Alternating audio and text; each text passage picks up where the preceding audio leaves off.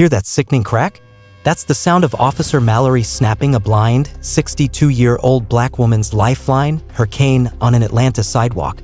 He mocked her, arrested her, thinking she was powerless. Just another Tuesday crushing dignity under his boot? He has no idea who her son is, the Equalizer, a relentless civil rights attorney who dismantles injustice. Discover the viral story of resilience, a son's fury, and the fight for justice that ignited a nation. The heat hung thick and damp over Atlanta's sweet Auburn district, a heavy quilt woven with the scents of simmering collards from Pascal's, exhaust fumes from the steady stream of cars on Auburn Avenue, and the faint, sweet perfume of honeysuckle clinging stubbornly to brick walls. It was a Tuesday afternoon in late July, the kind where the air itself felt weary, mirroring the slow, deliberate rhythm of Julian Barnes's white cane tapping against the familiar cracks and contours of the sidewalk. Tap, tap, slide, tap. Each sound was a note in the quiet symphony of her independence, a percussive beat against the low hum of the city. At 62, Julian moved with the practiced grace of someone who had learned to trust her other senses implicitly. Blinded a decade ago in the blur of screeching tires and shattering glass that had stolen her sight but spared her life, she navigated her world through sound, touch, and an intricate map etched in her memory. Today's route was as familiar as the lines on her own hands, unseen but deeply known, from her small, tidy apartment above a bookstore to Freeman's Grocery, a neighborhood institution 3 blocks away, for the fresh peaches Mr. Freeman always saved for her. She hummed an old spiritual, low and resonant in her chest, a tune her grandmother used to sing while shelling peas on their porch back in Selma. Keep your eyes on the prize, hold on. The melody was a thread connecting her to a past steeped in struggle and resilience, a legacy carried in the marrow of her bones. This cane, her guide through the physical darkness, felt like an extension of that legacy. Smooth, worn wood, a gift from her former students at the music school where she'd taught piano before the accident. They'd painstakingly etched their initials into the handle in braille, tiny raised dots that felt like stored warmth under her fingertips. It wasn't just a tool, it was a repository of affection, a symbol of the life she'd built, lost, and patiently rebuilt. The sudden growl of an engine slowing beside her, too close, too deliberate, broke the rhythm of her steps and her song. It was a sound that prickled the hairs on her arms, a dissonant chord in the day's harmony. She paused, tilting her head, listening. A car door slammed shut, heavy and authoritative. Footsteps crunched on the pavement, approaching quickly. "Ma'am, you're obstructing traffic." The voice was sharp, laced with an impatience that felt like static electricity. Julian turned her face towards the sound, her expression calm but questioning. "Officer, I'm on the sidewalk. It's quite clear, I assure you. I walk this path every day." Her voice, usually warm and modulated from years of teaching, held a steady, polite firmness. A snort, sharp and dismissive. "You arguing with me? Think the cane gives you a free pass? Let's see some ID." She could feel the heat radiating off him, the tight, coiled energy of unwarranted aggression. Another set of footsteps, lighter, hesitant, lingered nearby, the partner, she guessed. Julian sighed inwardly.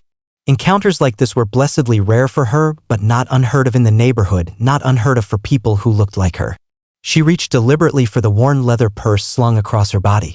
Her fingers traced the familiar clasp, ready to retrieve the wallet tucked inside. Then the unthinkable. A sharp, brutal kick. Not to her, but to the slender shaft of her cane. The impact jolted up her arm, followed by a sickening crack that echoed in the humid air, sharp and final as a gunshot. The bottom half of her cane skittered away across the concrete. The top half, the handle with its precious braille initials, remained clutched uselessly in her hand. Her world, already devoid of sight, tilted. The connection to the ground, her guide, her symbol of independence, severed. Disorientation washed over her, cold and terrifying. "Oops." The first officer's voice dripped with mock surprise, a chilling counterpoint to the violence of the act. "Clumsy me." A gasp rippled through the air. Julian hadn't realized how many people were nearby, going about their afternoon. Now, their presence registered as a sudden, focused silence, then a rising murmur of disbelief and anger. "Hey, what the hell, man?" a young male voice shouted. "She's blind. Are you serious?" That voice was female, high-pitched with outrage. Julian recognized the cadence, Shayla Carter, a bright spark of a college student who lived down the hall, always glued to her phone, documenting the world. "Back up! Disperse!" the officer barked at the gathering crowd. His hand clamped onto Julian's arm, fingers digging into her skin. "You're under arrest for resisting." "Resisting?" Julian's voice trembled, not with fear, but with a sudden, burning indignation. Resisting what? Your assault. She tried to pull her arm away, a reflexive act of self-preservation, but his grip tightened painfully. Cold metal snapped around her wrist. See? Resisting, the officer stated flatly, as if confirming his own prophecy. He roughly maneuvered her other arm behind her back, the second handcuff clicking shut. Trent, maybe, the partner's voice started, hesitant, uncertain. Stay in the car, park. The first officer, Trent Mallerie, snapped without looking back. He steered Corinne towards the squad car, her feet stumbling on the uneven pavement without the cane's guidance. The familiar path was suddenly alien territory, fraught with unseen obstacles. Humiliation washed over her, hot and stinging. She could feel the eyes of her neighbors, hear their muttered curses aimed at the officer. The broken pieces of her cane lay on the sidewalk like fragments of her dignity. As the car door slammed shut, engulfing her in the sterile smell of vinyl and stale air freshener, she heard Shayla's voice again, clear and defiant above the din. I got it all on video. Badge number 714. Sweet Auburn, this is how they treat us. The engine roared, tires squealing as the car pulled away, leaving behind the broken cane, the stunned crowd, and the echoes of a history Corinne knew all too well. Suddenly, she wasn't just Corinne Barnes, retired music teacher. She was transported back to Selma, Alabama, a little girl holding tight to her father's hand. The streets then were also lined with tension, but it was the tension of righteous defiance. She remembered the taste of dust kicked up by marching feet, the resonant boom of Hosea Williams's voice through a megaphone. Her mother's face set with fierce determination as she joined the line. Her father, a quiet man with observant eyes, had guided her through those turbulent times before the accident claimed her sight. He'd taught her Braille, taught her to listen intently to the world's subtle cues. Sometimes, Corinne, he'd said, his voice a low rumble, you listen harder when you can't see. You hear the truth underneath the noise. Sitting in the back of the police cruiser, the handcuffs biting into her wrists, Corinne closed her eyes, though it made no difference to her perception of the world. She listened. Beneath the crackle of the police radio, beneath the officer's muttered complaints, she heard the echo of her father's words. She heard the crack of her cane. And she heard the simmering promise of a storm gathering on the horizon. The view from Julian Barnes's office on the 35th floor was a panoramic sweep of Atlanta's sprawling skyline, a testament to elevation achieved through intellect, tenacity, and an unyielding commitment to justice. Sunlight streamed through the floor-to-ceiling windows, glinting off the glass awards lining his bookshelf, accolades earned defending the voiceless, dismantling discriminatory systems brick by painstaking brick. At 34, Julian possessed a sharp, analytical mind honed at Yale law and tempered in the fires of countless civil rights battles. His firm, Barnes & Associates, was a beacon for those entangled in the complex, often brutal machinery of the justice system. Colleagues called him the Equalizer, a moniker earned through his methodical deconstruction of wrongful convictions and systemic bias cases. He moved through the world with a controlled intensity, a quiet confidence that could erupt into righteous fury when confronted with injustice. He was immersed in the labyrinthine details of a wrongful conviction appeal, timelines, forensic reports, witness inconsistencies. When the door to his office burst open, Mateo Rivera, his paralegal and indispensable right hand, stood framed in the doorway, his face pale, his usual unflappable demeanor shattered. He held his phone out, screen glowing. Julian. Mateo's voice was tight, urgent. You need to see this. It's your mom. A cold fist clenched in Julian's gut. His mother? Viral video? The words didn't compute. Corinne Barnes lived a quiet, contained life centered around her music, her small circle of friends, her church. What could possibly? Mateo rushed to his desk, placing the phone before him. The video started playing automatically. Grainy cell phone footage, shaky but horrifyingly clear. The familiar backdrop of Sweet Auburn. His mother, her posture instantly recognizable even in the pixelated image, standing calmly on the sidewalk. Then, the uniformed officer, the confrontational stance, the sharp, deliberate kick. The sickening crack of the white cane splitting in two. His mother stumbling, the officer grabbing her arm. The gathering crowd, their shouts muffled but angry. The handcuffs. The squad car pulling away.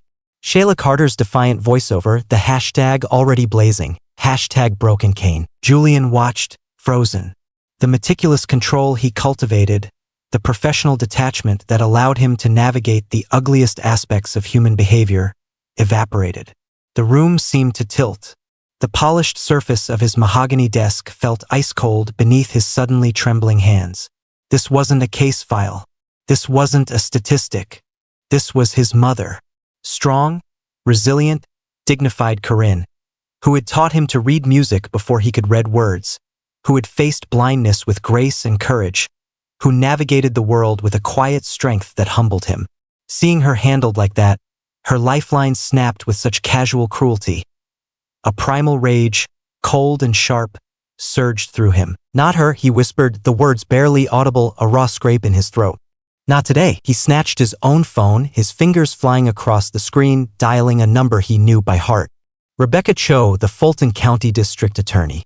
They'd been study partners at Yale, rivals in mock trial, and now occupied positions on opposite sides of the legal battlefield, maintaining a relationship built on mutual respect if sometimes strained by their roles. She answered on the second ring. Julian? What's up, Rebecca? Julian's voice was low, dangerously calm, devoid of its usual warmth. You've seen the video. The one from Sweet Auburn. My mother. A pause on the other end. He could almost hear the gears turning in her mind, connecting the viral clip to the name. Julian. Oh my God. I just saw it. I had no idea that was Corinne. Is she all right? She's been arrested. Assaulted. By Officer Trent Mallerie, badge 714, Julian stated, the facts delivered like ice shards. I want him off the street, Rebecca. Immediately. I want his badge, his pension, everything. And I want a full audit of that precinct. Top to bottom. Now, Rebecca sighed, a sound heavy with the political complexities of her job. Julian, listen, I'm horrified. Truly. We're already looking into it. But Mallerie, he's got connections. Deep ones. His uncle is high up in the police union. They'll fight this tooth and nail. They'll lawyer up, circle the wagons. Then I'll burn the union down. Julian cut her off, his voice dropping to a glacial whisper. Metaphorically speaking, of course. But understand me, Rebecca. There is no version of this where he walks away clean. There is no version where this gets swept under the rug. This happened to my mother. The system you represent just declared war on my family. I will marshal every resource, every connection, every legal strategy one possess. Do your job, or I will make this the biggest firestorm the Atlanta PD has ever seen. Another pause, longer this time. Okay, Julian. Okay. Let me make some calls. I'll do everything I can. Keep me updated on current status. You'll hear from me, Julian said and ended the call. He stared at the phone screen, Shayla's video frozen on the image of his mother being forced into the police car. The Equalizer was gone. This was personal. This was a sunstorm gathering force. Meanwhile, in the sterile chill of a downtown holding cell, Corinne sat on a narrow metal bench. The initial shock and humiliation had subsided, replaced by a cold, clear anger and a familiar resilience forged in the crucible of lived experience. Her wrists were raw beneath the tight handcuffs, finally removed after processing. The smell of disinfectant couldn't mask the underlying sense of fear and despair that permeated the concrete walls. She focused on her breathing, centering herself, shutting out the noise and chaos of the booking area beyond her cell door. She thought of Selma, of the marches, of the quiet dignity her parents had maintained in the face of blatant hatred. They hadn't flinched. She wouldn't either. The key rattled in the lock. A young black corrections officer, his name tag reading D. Harper, stepped inside, his expression carefully neutral but his eyes holding a flicker of sympathy. He carried a small paper cup of water. Ms. Barnes, he said quietly, handing her the cup. Heard what happened? That Mallerie, he's got a reputation. He hesitated, then slipped a small, cheap burner phone from his pocket. Got about 10 minutes before my rounds officially start. Make one call. Quick. Corinne's fingers closed around the cool plastic. A lifeline. She knew exactly who to call. She punched in the memorized number, her touch sure despite the tremor in her hands. It rang once. Julian, Mom? Are you okay? Where are you? I'm coming right now. His voice was tight with controlled fury and worry. I'm all right, baby, Corinne said, her voice remarkably steady, infused with the strength she needed him to hear. Downtown holding. They charged me with resisting arrest and obstructing something or other. Listen to me, Julian. She took a deep breath, channeling the spirit of her ancestors. Don't worry about me right this second. Worry about that video. Worry about that officer. Don't let them bury this. Don't let them twist it. This isn't just about my cane, Julian. It's about all the canes they break, all the spirits they try to crush. You understand. Julian's voice was thick with emotion, but firm. I understand, Mom. Loud and clear. They picked the wrong family. I promise you that. I'm on my way. Good, Corinne said softly, handing the phone back to Officer Harper with a grateful nod. Now let them hear the noise. She sat back on the bench, the chill of the concrete seeping into her bones, but a fire ignited within her. The storm had broken. Shayla Carter's video wasn't just a ripple, it was a tsunami. Within 24 hours, it exploded across social media platforms, amplified by shares, retweets, and outraged comments. 10 million views became 20, then 50. Hashtag Broken Cane wasn't just trending in Atlanta, it was a global roar. News outlets picked it up, local stations first, then national cable news, then international broadcasters. The image of Officer Mallerie kicking the white cane of a blind black woman became an instant, visceral symbol of police brutality, racial injustice, and the specific vulnerability faced by disabled individuals within marginalized communities. The video acted as a summoning bell. Disability rights advocates, incensed by the blatant disregard for Corinne's vulnerability and the destruction of her essential mobility tool, issued fiery statements and organized protests. Black Lives Matter activists, weary but resolute, recognized the familiar pattern of excessive force and disrespect against a black body, adding Corinne's name to the litany of those demanding systemic change. Veterans groups, particularly those supporting disabled veterans, expressed solidarity, highlighting the symbolism of the cane as a tool of independence earned through resilience. Atlanta became ground zero. Activists converged on the city, their chants echoing through the downtown streets, their signs demanding justice for Julian Barnes and accountability for Trent Mallerie. The Sweet Auburn District, birthplace of Martin Luther King Jr. and cradle of the civil rights movement, once again found itself at the heart of a struggle for dignity and human rights. Julian, working with blinding speed and surgical precision, had secured Corinne's release within hours of her arrest. The flimsy charges dropped amidst the burgeoning public outcry fanned by his initial calls to Rebecca Cho and leaks to sympathetic journalists. Now, 2 days later, he stood at a podium erected hastily on the steps of Atlanta City Hall, the imposing granite building looming behind him like a silent, watchful giant. Beside him stood Corinne. Not fragile, not broken, despite her ordeal. She held a new white cane, identical to the old one but for the absence of the student's braille initials. It rested firmly on the ground, a statement in itself. Her face, though etched with the fatigue of the past 48 hours, was composed, resolute. She wore a simple, elegant dress, her posture regal. She was not just a victim. She was a witness, a survivor, the quiet eye of the storm her son was unleashing. Microphones bristled before them like metallic weeds. Cameras flashed, capturing the scene for a global audience. Julian leaned into the microphone, his voice clear and resonant, carrying over the murmuring crowd. "My mother, Julian Barnes, is 62 years old," he began, his gaze sweeping across the assembled press and protesters. "She is a retired music teacher. She is a beloved member of her community. She is a black woman. And she is blind. On Tuesday afternoon, on a sidewalk she has walked safely for years, Officer Trent Mallerie of the Atlanta Police Department decided that none of that mattered. He saw her not as a citizen needing protection, but as an obstacle to be removed, a target for casual cruelty." He paused, letting the weight of his words sink in. He kicked her cane, her lifeline, snapping it in two. He arrested her on fabricated charges. He humiliated her. And in doing so, he revealed a truth far uglier than one officer's misconduct. Julian's voice hardened. This isn't just about Officer Mallerie. This is about a system. A system that consistently views black bodies, disabled or not, as inherent threats. A system that mistakes vulnerability for weakness and dignity for defiance. A system that allows prejudice to fester behind a badge and a gun. He gestured towards his mother. They broke her cane, but they cannot break her spirit. They sought to silence her, but instead, they have amplified her voice, and the voices of countless others who suffer indignities in silence every single day. We are here to demand accountability. Not just suspension, but termination. Not just termination, but prosecution. And not just prosecution, but systemic reform. We demand better training, stricter oversight, and real consequences for officers who betray the public trust. We demand justice for Julian Barnes. The crowd erupted in applause and chants. Justice for Corinne. Fire Mallerie now. Miles away, in a dimly lit dive bar smelling of stale beer and regret, Trent Mallerie watched the press conference on a flickering television screen mounted above the bar. He nursed a whiskey, neat, the amber liquid burning a familiar path down his throat. Suspended, pending investigation, a slap on the wrist, he figured. He'd weathered complaints before. Internal affairs, a few tense meetings, maybe some mandatory sensitivity training he could sleep through. Look at that circus, he muttered to the uninterested bartender polishing glasses. Snowflake lawyers and professional victims. They'll forget all about it by next week. Something new will come along.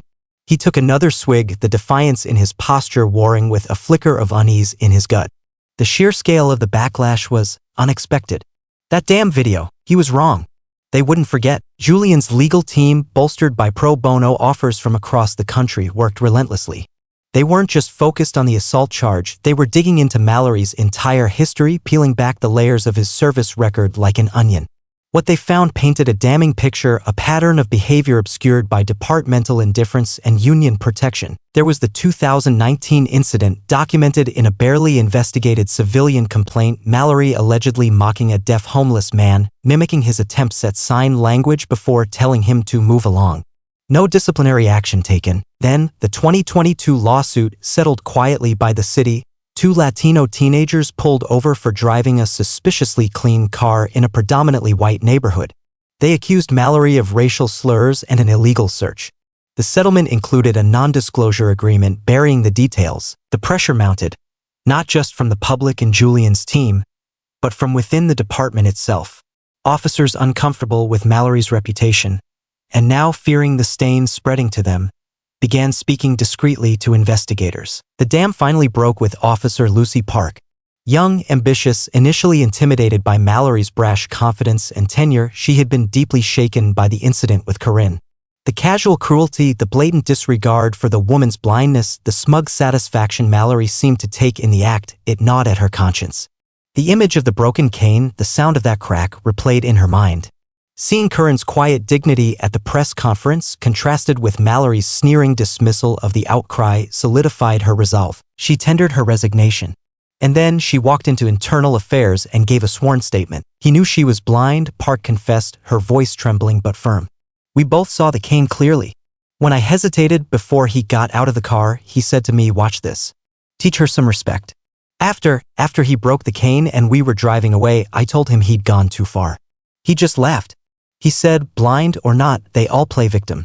Gotta show him who's boss." Park's testimony was dynamite. It corroborated the malicious intent, shattering Mallerie's clumsy me defense. It exposed the toxic mindset underpinning his actions. The DA's office, initially cautious, now moved swiftly. Charges against Mallerie were upgraded: felony assault, violation of civil rights under color of law, official misconduct. Amidst the legal battles and media frenzy, Corinne found unexpected kinship. At a rally organized by a coalition of activist groups, she met Rosa Mendez, a fiery Latina woman whose activism blazed from her wheelchair. Rosa, a veteran organizer for disability justice and police reform, had lost her nephew years earlier during a confrontation with police, a young man whose mental health crisis was met with fatal force. They sat together backstage, away from the noise, sharing stories not just of injustice, but of resilience. Corinne spoke of learning to navigate the world anew, of the patience required, the small victories celebrated. Rosa spoke of channeling grief into action, of fighting for accessibility not just in buildings, but in attitudes, in systems. "What they did to you, Corinne," Rosa said, her hand resting gently on Corinne's arm, "it's part of the same pattern. They see difference, race, disability, poverty, and they see weakness. They see something to control, to break." Her eyes, sharp and knowing, met Corinne's unseen gaze. "They break canes today, bones tomorrow. Souls whenever they get the chance. Our fight is the same fight." Corinne nodded slowly, feeling the truth of Rosa's words resonate deep within her. The broken cane wasn't just hers anymore. It belonged to Rosa's nephew. It belonged to the deaf man Mallerie mocked. It belonged to the profiled teenagers. It belonged to everyone who had ever been diminished, dismissed, or dehumanized because they didn't fit a prescribed mold. The floodlights weren't just on Mallerie now, they were illuminating the cracks in the entire foundation. The Fulton County Courthouse became the epicenter of a national reckoning. The trial of Officer Trent Mallerie wasn't just about one incident on a sweet Auburn sidewalk. It was a referendum on race, disability, policing, and the very soul of justice in America. Cable news trucks formed a permanent encampment outside, their satellite dishes tilted towards the sky like supplicants. Protesters kept vigil, their chants a constant, rhythmic backdrop to the legal drama unfolding inside. Inside Courtroom 5A, the air crackled with tension. Julian Barnes, impeccable in a charcoal suit, radiated a focused intensity that commanded attention. He moved with lethal grace, his cross-examinations precise, his arguments meticulously constructed. He wasn't just Curran's son, he was her champion, the voice of her violated dignity. Mallerie, seated beside his union-appointed attorney, looked diminished under the courtroom lights. His usual swagger had curdled into a sullen resentment. His defense strategy was predictable, relying on character assassination and procedural obfuscation. His lawyer, a seasoned veteran skilled in defending embattled officers, painted Curran as argumentative and non-compliant, suggesting she had provoked the encounter, that her blindness somehow made her unreliable, even confrontational. He attempted to portray Mallerie as a dedicated officer making a split-second decision in a high-stress environment, framing the cane-breaking as an unfortunate accident during a lawful attempt to detain a resistant individual. Officer Mallerie has served the city for 15 years, the defense attorney argued in his opening statement. He saw an individual potentially obstructing pedestrian flow and possibly endangering herself near traffic. He acted according to protocol. Ms. Barnes became verbally aggressive. In the ensuing confusion, the cane was unfortunately damaged. This is a case of misinterpretation blown tragically out of proportion by social media hysteria. Julian countered with quiet fury. He didn't just present evidence, he wove a narrative of systemic failure and individual malice. Shayla Carter took the stand, composed and articulate, her testimony accompanied by the viral video played on large screens for the jury. The crack of the cane echoed chillingly in the hushed courtroom. Bystanders corroborated Shayla's account, their voices filled with the indignation they'd felt that day. Then came Officer Lucy Park. Her testimony was devastating. She recounted Mallory's words, his dismissive attitude, his explicit intent to teach her some respect. She described his lack of remorse, his chilling statement, blind or not, they all play victim. The defense attorney's attempts to discredit her as a disgruntled former employee fell flat against her quiet conviction. But the emotional centerpiece of the prosecution was Curran herself. Guided to the witness stand by Julian, she sat poised, her face turned towards the unseen jury, her voice calm but resonant. She recounted the events of that afternoon with simple, devastating clarity. She described the feel of the sun on her skin, the familiar rhythm of her walk, the sudden intrusion of Mallory's voice, the shock of the kick, the feel of the broken wood in her hand, the cold bite of the handcuffs. My cane, she explained, her voice softening slightly, is not just plastic or wood. It is my connection to the world. It allows me to move freely, independently. It was a gift from my students. They carved their initials into the handle using Braille. She paused, letting the image settle. When Officer Mallerie broke my cane, he did more than damage an object. He took away my footing, my confidence. He treated my means of navigating the world as disposable. During cross-examination, Mallory's lawyer pressed hard, trying to trip her up, to paint her as confused or overly sensitive. Ms. Barnes, isn't it possible you misunderstood the officer's intentions? Perhaps you were disoriented. Curran turned her face fully towards the sound of his voice. Counselor, she said, her tone even but firm. I may not have my sight, but my hearing is acute, my memory is clear, and my understanding of disrespect is profound. There was no misunderstanding. There was deliberate cruelty. Julian's closing argument was a masterclass. He didn't just summarize the evidence, he appealed to the jury's conscience, to their shared humanity. He held up the broken pieces of the original cane, recovered as evidence, the Braille initials on the handle visible. The defense wants you to believe this was an accident, Julian said, his voice ringing with controlled passion. An unfortunate incident. Clumsy him. But listen again to the crack of this cane. Listen to Officer Park's testimony. Listen to Curran Barnes. This was not clumsiness. This was contempt.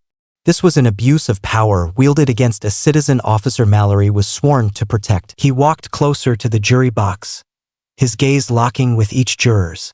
They say my mother was resistant. She resisted indignity. She resisted dehumanization. Is that a crime? They tried to break her spirit just as surely as they broke this cane. He gestured towards Curran, sitting stoically at the prosecution table. You want to know who Curran Barnes is? You think she's confrontational? You should have seen her volunteering at the Georgia Center for the Blind, patiently teaching newly blind adults how to use a cane just like this one. You should have met her piano students. They wrote "thank you" in Braille on this very handle. He placed the broken cane gently on the railing before the jury. Trent Mallerie didn't just assault a woman. He didn't just break a tool. He attacked her independence. He violated her civil rights. He trampled on the values of dignity and respect that should be the bedrock of our community. Hold him accountable. Send a message that this behavior will not be tolerated. Find him guilty. The jury deliberated for less than 4 hours. The verdict came back swift and decisive: guilty. Guilty of felony assault. Guilty of violation of civil rights. Guilty of official misconduct. A wave of emotion washed over the courtroom, gasps, tears of relief from Curran's supporters, a stunned silence from Mallory's camp. Curran reached out, her hand finding Julian's. She squeezed it, a silent acknowledgement of the battle fought and won. Mallerie was led away in handcuffs, his face a mask of disbelief and fury. Justice, this time, had prevailed. The conviction of Trent Mallerie sent shockwaves through law enforcement agencies across the country, sparking renewed debates about accountability, training, and the pervasive influence of police unions. But the impact didn't end in the courtroom. Julian Barnes, thrust into the national spotlight, found a new purpose.